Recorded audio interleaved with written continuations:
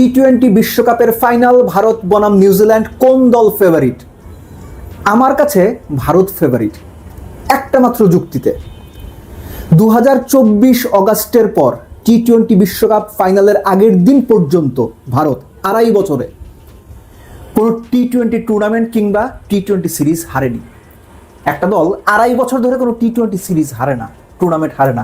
ওই দলের ঘরের মাঠে ফাইনাল, আপনি ওই দলকে ফেভারিট বলবেন না, কাদের বলবেন? কিন্তু মাঠ যখন আহমেদাবাদ, প্রতিপক্ষ যখন নিউজিল্যান্ড, তখন দুইবার ভাবতে হবে। এই আহমেদাবাদ ভারতের জন্য খুব পয়া মাঠ কিংবা লাকি স্টেডিয়াম এটা বলা যাবে না, এবং বলা যাবে না বলেই হয়তো একটু সংকোচের জায়গা থেকে, একটু ব্যাট ফিলের জায়গা থেকে শেষ পর্যন্ত ভারত হোটেল বদল করেছে, কেননা ওই হোটেলে থেকে তারা গ্রুপ পর্বে ম্যাচ হেরেছিল, হোটেল বদলে ফেলেছে। So there R some things, যে ব্যাপারটা আমরা যত সহজভাবে দেখছি, যত সহজকে ভারতকে আমরা ফেভারিট মেনে নিচ্ছি, রিয়েলিটিটা ওরকম না। যে উইকেটে খেলা হবে, যে মাঠে খেলা হবে, সেই মাঠে সবশেষ 2024 থেকে যদি হিসেব করি, 5 বার পরে ব্যাট করা দল জিতেছে, 3 বার আগে ব্যাট করা দল জিতেছে। গত আইপিএল এর ফাইনালটা যে উইকেটে হয়েছিল, ওই উইকেটে হলো আপনি ধরে নিতে পারেন মিনিমাম 180-90 রানের উইকেট। আর ইংল্যান্ড ভারত ম্যাচের মতো যদি ওই রকম ডিস্ট্রাকটিভ কিছু হয়, সেটাও হইতে পারে, অসুবিধা নেই। দুই দলের শক্তিমত্তার জায়গা, দুর্বলতার জায়গাগুলো একটু একটু করে আমরা টাচ করে যেতে পারি। নাম্বার 1, ভারতের যে ব্যাটিং লাইন আপ, সেখানে বাঁহাতিদের একটা আধিক্য রয়েছে। এই যে ম্যাককুনি নামের যে ভদ্রলোক সাউথ আফ্রিকার এগেনস্টে 1 ওভারে 2 উইকেট তুলে, কুইন্টন ডিকক এবং রায়ান রিকেলটন সাউথ আফ্রিকার ইনিংসকে মোটামুটি সেই প্লেস করে দিলেন। শুরু থেকেই যে চাপ দিয়ে দিলেন, যে চাপটা সাউথ আফ্রিকার কাটাতে পারলো না, ওরকম কিছু হবে? এই ম্যাককুনিকে অভিষেকের এগেনস্টে শুরুতেই নিউজিল্যান্ড চালিয়ে দেবে? আবার আরেক দিকে চিন্তা করেন, নিউজিল্যান্ডের সবশেষ ম্যাচ অর্থাৎ সেমিফাইনালে বেস্ট 2 বোলারকে, রাচিন রবীন্দ্র, মিচেল স্যান্টনার, দুজনই লেফটি। ভারতের এই ব্যাটিং লাইন আপে এতগুলো লেফটি, এই 2 লেফট আর্মার অর্থোডক্স কিভাবে অপারেট করবেন, এই প্রশ্নটা রয়েছে।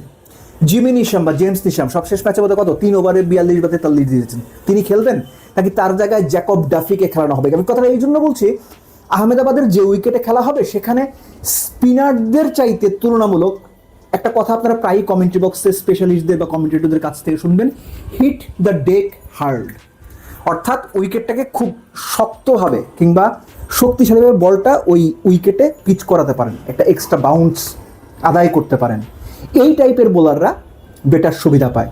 সো নিউজিল্যান্ডের এই ব্যাপারগুলো চিন্তা করতে হবে। তবে ফিনালেন যেভাবে 33 বলে 100 করে ফেলেন, কিংবা ধরেন এই পার্টিকুলার ম্যাচে পুরো টুর্নামেন্টে সেভাবে নিজের নামের প্রতি সুবিচার করতে না পারে ড্যারেল মিচেল এমন একটা ইনিংস খেলে দিলেন, কিংবা গ্লেন ফিলিপস, তিনিও পুরো টুর্নামেন্টে নামের সুবিচার করতে পারেননি। যদি জ্বলে ওঠেন তখন কি হবে? আর আইসিসি ইভেন্টে ভারতের বিপক্ষে নিউজিল্যান্ডের রেকর্ড ভালো, তুলনামূলক ভালো, অন্য অনেকের চাইতে ভালো। উল্টো দিকে যান, ভারতের বোলিং, জসপ্রীত বুমরা অনেকেই বলছেন 16 এবং 18 নম্বর ওভার ইংল্যান্ডের বিপক্ষে ম্যাচ সেট করে দিয়েছে, অর্থাৎ তিনি ম্যাচে জেতাতে সবচেয়ে বড় ভূমিকা রেখেছেন। সেই বুমরার ইন্টারন্যাশনাল ক্যারিয়ার অন্য সব দলের এগেনস্টে যায়, নিউজিল্যান্ডের এগেনস্টে তার চেয়ে অনেকখানি খারাপ, অন্তত পরিসংখ্যান তাই বলে। বরুণ চক্রবর্তী গড়ে এখন তিনি সবশেষ এই যে সুপার 8 থেকে সেমিফাইনাল পর্যন্ত গড়ে ওভার প্রতি 11.5-এর উপর রান দিচ্ছেন, 4 ম্যাচে 4 উইকেট পেয়েছেন, ভারতের সংখ্যার জায়গা রয়েছে। সামজু স্যামসন পরপর 2 ম্যাচে 2টো অবিশ্বাস্য ইনিংস খেলেছেন, টপমোস্ট ইনিংস খেলেছেন, সবসময় এমন হবে তার কোনো মানে নেই।